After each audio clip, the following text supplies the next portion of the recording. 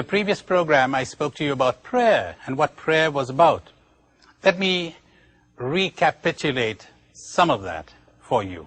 Let me show you what prayer can do for a person and what it is not. And once again, let me do that in the form of a story. Here's a good image of life that I picked up somewhere in a book once. You're sitting in a theater, listening to a concert. And suddenly you remember that you forgot to park your car. Oh, sorry, you forgot to lock it. And you're anxious. You cannot get up now and go and lock your car. You cannot concentrate on the symphony. And you're caught between two things. I thought, what a lovely image of life. Let me give you a contrast to that. There's a great Japanese story of a guy who's running away from a tiger. He comes to a precipice and he begins to slide down the precipice. Then he grabs hold of a branch of a tree that's growing on the side of the precipice. He looks up and there is this tiger looking at him, and there's no way of crawling up. He looks down, there's a drop of about 10,000 feet. And next to him there's a bush, a berry bush. And the berries are ripe. So he plucks one of those berries, puts it in his mouth, and it tasted so sweet.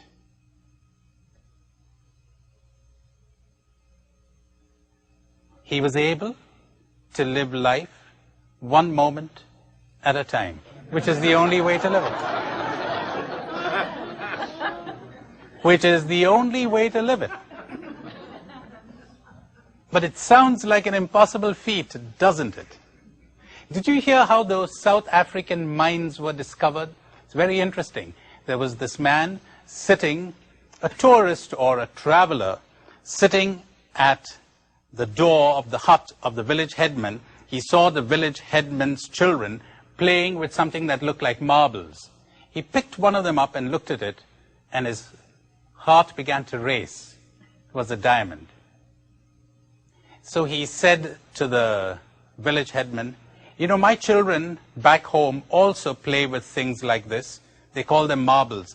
Could I take a few of these back with me? I'd be ready to give you some tobacco for them. And the village headman says, we've got millions of these here. I mean, it would be robbery to take your tobacco, but I'd be happy to take anything you gave me. So he gave him the tobacco, goes back home, sells those diamonds, comes back, buys all of that land, and becomes the richest man in the world. The point of the story is, those people were living on top of a treasure and did not know it. That is another image of life. Life is a banquet, but most people are starving. They never discover the treasure. It's a lovely story from my country of a man who sees a wandering mendicant pass by the village, and he rushes up to him and says, give me the stone, the precious stone. And the mendicant says, what stone are you talking about? Last night the Lord Vishnu appeared to me in a dream, said the man, and he said, a wandering mendicant will be passing by the village at about 11 in the morning. If he gives you the stone he has, you will be the richest man in the world. So the mendicant rummaged in his little sack, pulled out this diamond and said, is this what you're looking for? It was the largest diamond in the world. Yes, said the man, would you give it to me? Of course, take it. Found it somewhere there in my wanderings. The man takes the diamond, and he's going to go back home, but then something strikes him. He sits under a tree, and he ponders all day. Towards evening, he comes back to the mendicant, and he says to him, I don't want this diamond. Could you give me the riches that makes it possible for you to give this thing away? That is what prayer could do if properly practiced and properly understood. It would give you the riches that would make all of these things, they wouldn't matter at all. Someone said so well, life is something that happens to us while we're busy at something else. We're busy trying to impress everyone. We're busy trying to look good. We're busy trying to win the Olympics. We're busy trying to succeed. And life passes us by. I read the story the other day of a woman who died in New York some years ago. She was living on hot dogs and skimping, going around looking for shoe boxes to heat in her apartment. That's how they found out. They found her. She was almost starving to death. She was over 90. They take her to the hospital. 3 weeks later, she dies. When they cleaned out her apartment, they found nearly $300,000 there. Another perfect image. There is something within us that's precious, a precious pearl. There's a treasure there. The kingdom of God is within you. If we could only discover that. Thomas Carlyle put it so well. He said the great tragedy of life lies not in how much we suffer, but in how much we miss. And there's another mystic who says human beings are born asleep, they live asleep, and they die asleep. But that is so true. Maybe they're not born asleep. They're born awake. But by the time they develop their brains, they fall asleep. And they breed children in their sleep. They bring them up in their sleep. They go in for big business in their sleep. They go into government in their sleep. And they die in their sleep. They never wake up. That is what spirituality is all about. To wake up. You're moving around in a drunken stupor. It's as if you were hypnotized. You're drugged. And you don't know what you're missing. How would we get out of this? How would we awake? How do you know that you're asleep? I told you that in the previous program. Are you upset and disturbed? Do you have problems? Are you not enjoying life? Never doubt it, you're fast asleep. The mystics tell us that when they see what they'd been looking at all along but had never seen, they discover an overflowing joy in the heart of things. Without a single dissenting voice, they tell us overflowing love and joy everywhere. And even though they would have pain and what we call sufferings, there's a tremendous joy which nothing can shake or take away from them. How do we get this? Through understanding. I talked about those illusions of ours. If you would see your illusions and your erroneous ideas, they will drop, you will change. But that you have to do. It's useless saying to God, gimme, gimme, gimme. Remember, go and tie that camel of yours. God cannot be bothered doing for you what you can do for yourself. Like the guy whose beard is burning, and they say, your beard is on fire. He says, but can't you see me praying for rain? I'm doing something about it. You're saying, Lord, that I may see, and you've got your eyes tightly shut. Understanding, awareness, the willingness to see. Now I'm going to take one big illusion that almost everyone suffers from, and I'm going to talk about it during this program. If you could get released from that, oh, how you would come awake. Let me explain it in this way. It'll be a kind of a meditation that you and I will do together. Think of a little child. It's given a taste for drugs. As it grows up, the whole body of that child is craving for the drug. To live without the drug brings a pain and a suffering so great that it seems preferable to die. You and I, as children, were given a drug. It was called approval. It was called appreciation.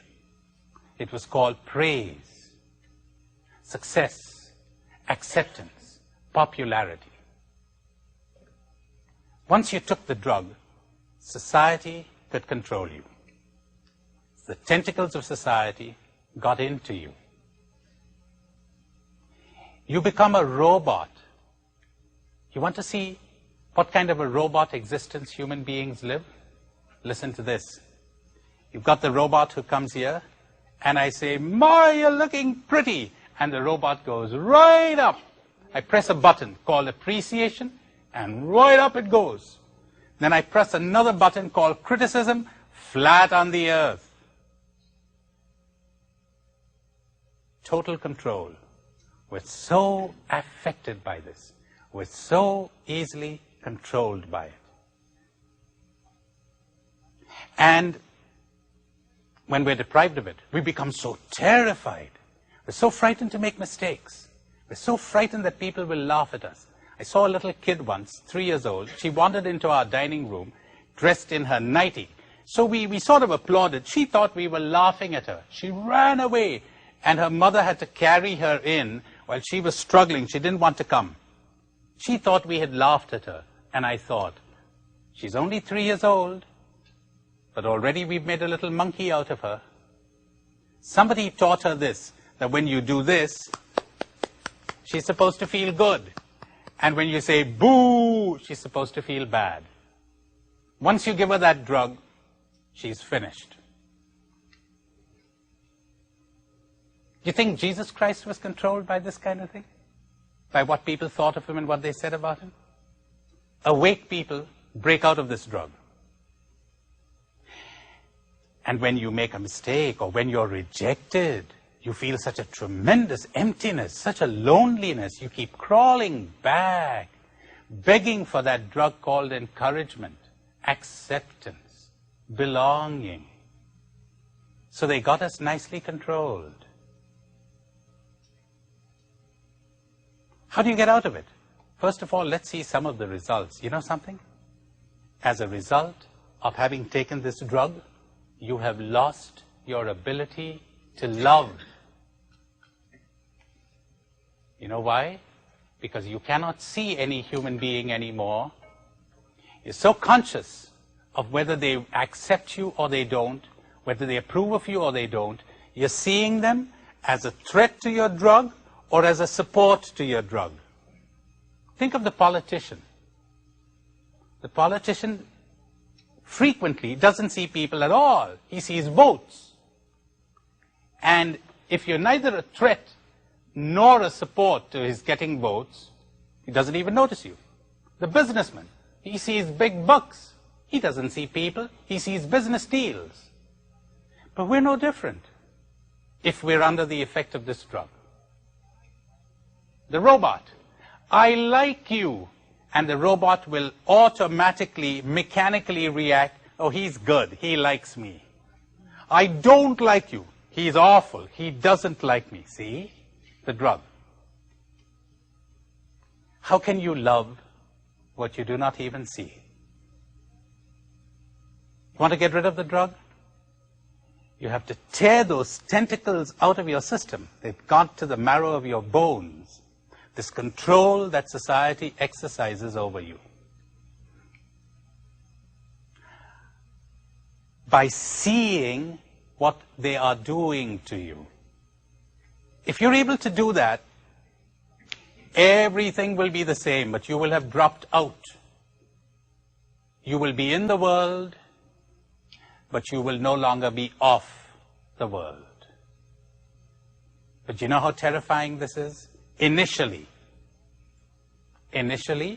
it's like asking someone, a drug addict, who's going through withdrawal symptoms, it's like saying to him or her, listen, why don't you enjoy good, nourishing food and clean water from the mountain stream and the nice fresh morning air? Give that up for your drug. He cannot conceive of it. He cannot live without it. That's how terrible it is. That's how terrifying. How do you get out of it? Well, you've got to face that terror. You've got to understand the state you're in. What a terrible state, because you cannot live without people. It brings a tremendous loneliness. But then when you're with people, the There's always that tension. You want to love people, you have to die to people. You have to die to your need for people. You have to understand what your drug is doing to you. First of all, be patient with yourself. Second, call the drug by its name. It's an artificial stimulant. You really want to enjoy life, enjoy the pleasures of the senses, enjoy the pleasures of the mind, enjoy your work, enjoy nature. Go up to the mountain and enjoy the trees and the stars at night and send the crowds away, and you will be completely alone. Because then love is born in solitude and aloneness. You come to this land of love by passing through the land of death. And you will realize that your heart has brought you to this vast desert. In the beginning, it seems lonely because you're not accustomed to it.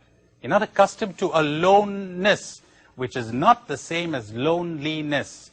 Loneliness means missing people. Aloneness means not needing anyone, enjoying people, but not needing them.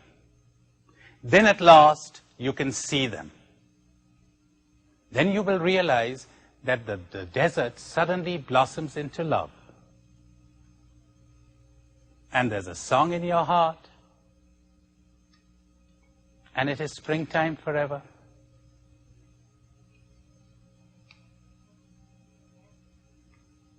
Give yourself proper nourishment. Call the drug by its name, and be patient, the way you would with an addict. What powerful prayer that is. Let me give you a little meditation.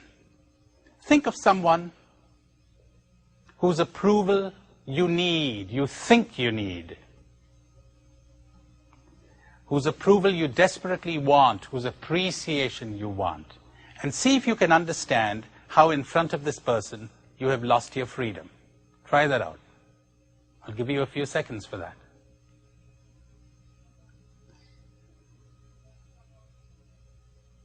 Think of someone who you think is necessary to ease the pain of your loneliness, and understand how in front of this person you have lost your freedom. You're not free.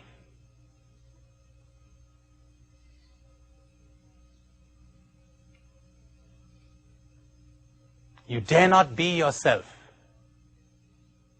You cannot live like a king or a queen, a princess. Talking about being free, I'm reminded of this Irish prisoner who digs a tunnel underground under his prison cell, and he makes it to freedom through this tunnel. He comes out in the middle of a school compound, and he couldn't contain himself, so he begins to jump up and down saying, "I'm free, I'm free, I'm free." There was a little girl watching him scornfully. She says, "That's nothing, I'm 4."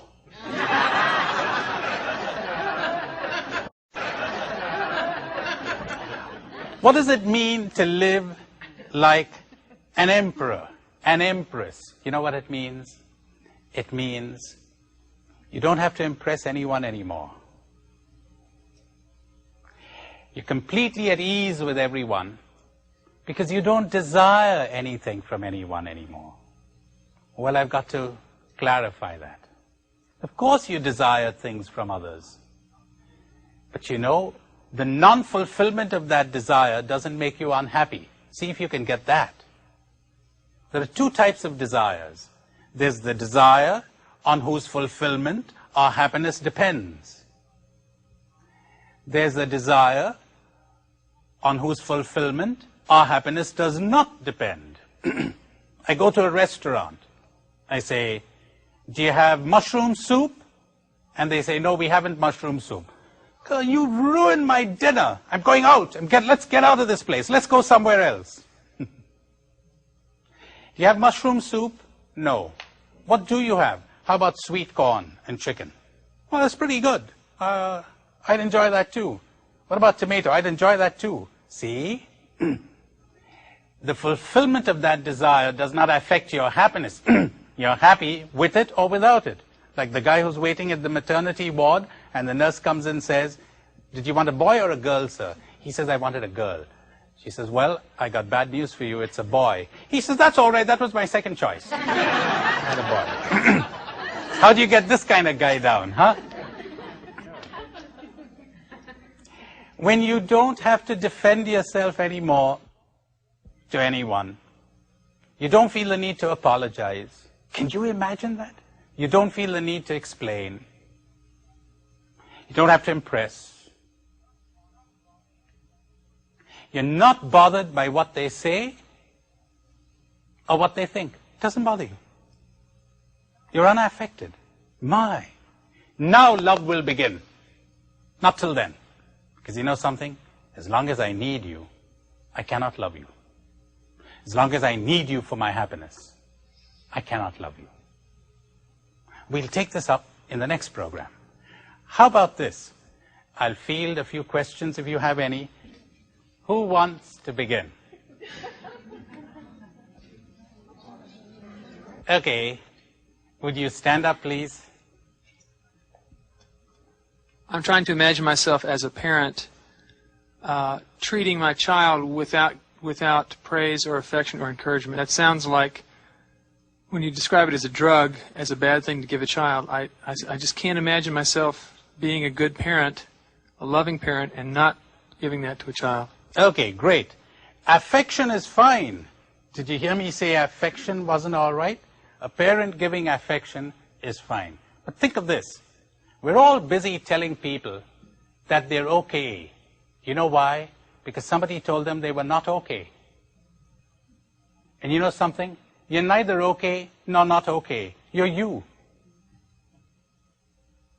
And if you really were you, and you were getting nourishment from what I called the pleasures of the senses and the mind, and you were not being drugged by society, you wouldn't miss it. There are cultures in which you're not okay doesn't exist, so neither does you're okay exist. Sometimes people feel they haven't been loved. I say to them, if you've survived to this age, you've got all the love you need. Listen to this. A woman who claims that she hasn't been loved and she needs it desperately. She goes to the movies and it's a great comedy and she's roaring with laughter. And for 10 minutes, she's forgotten that it's necessary to be loved. And she's happy. What do you know? When she comes out of the theater with her friend and she sees her friend go with her boyfriend, then she thinks, nobody loves me, I got no boyfriend. It's like when there was no television, nobody missed it. Now that everybody's got television, say, I don't have television. See? Loneliness is not cured by human contact, by contact with human beings. It is cured by contact with reality. Then you don't miss people. You enjoy them and you don't miss them. There's a great educationist who says, a man called Neil, some of you are probably familiar with him from his book Summerhill. He says, the healthy child is always interested in persons, is always, the unhealthy child is only interested in persons and is always clinging to its mother's skirts. The healthy child has no need for persons. They're busy exploring the world.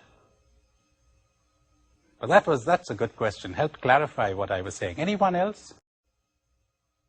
Well, that's a good question. Helped clarify what I was saying. Anyone else? Oh, there are plenty of questions. That's wonderful. Would you stand up, please? You spoke briefly about spirituality. Could you give us a definition of spirituality?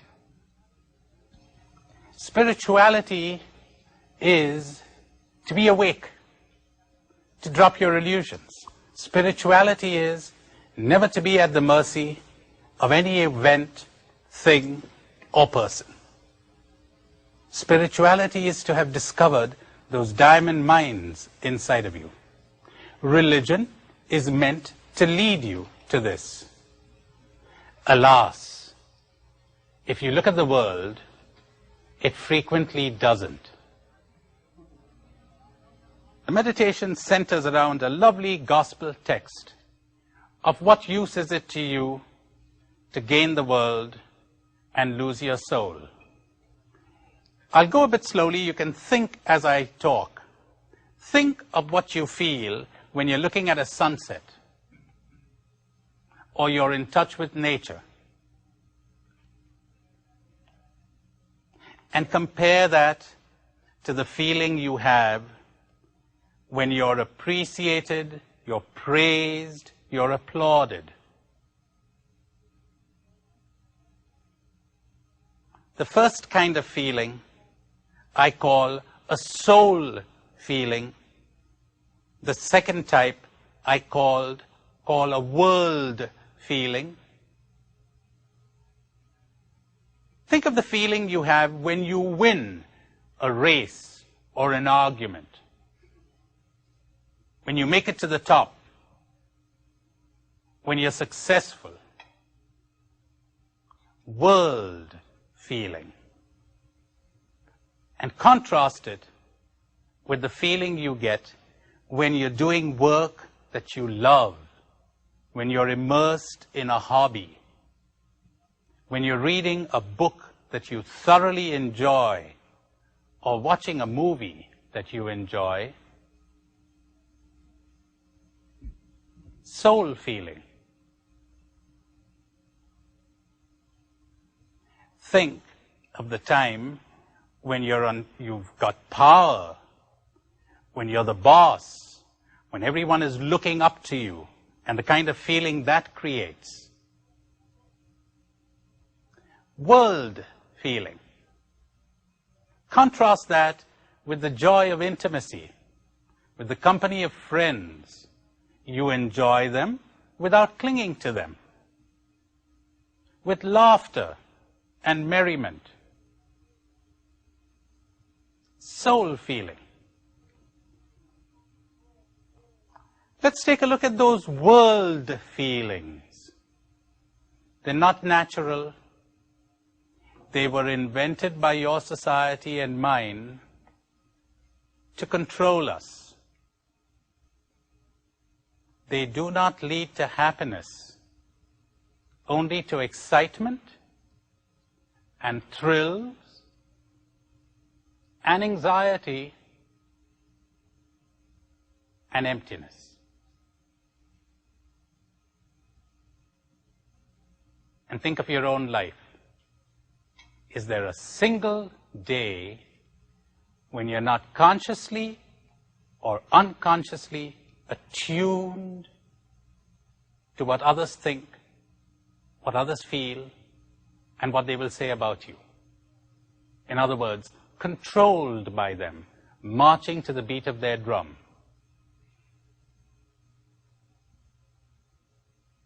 And look around you and see if you find anyone who is freed from these feelings, world feelings.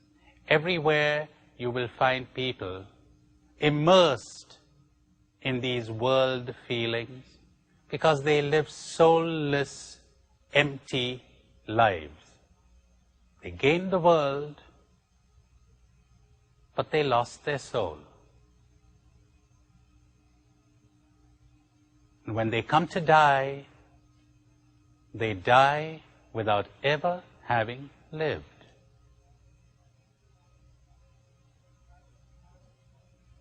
And here is a parable of life. A group of tourists sitting in a bus that is moving through gorgeous countryside. But the shades of the windows are drawn down, and they don't see a thing.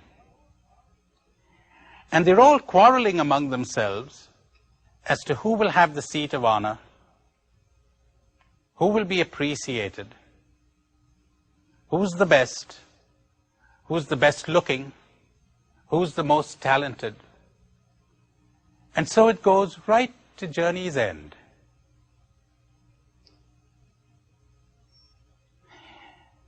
If you can understand this, my dear friends, the understanding will melt the addiction. And you will be free, and you will understand the loveliness of what prayer is. Then you will discover what reality is, what God is. Because you will have dropped one of our biggest illusions.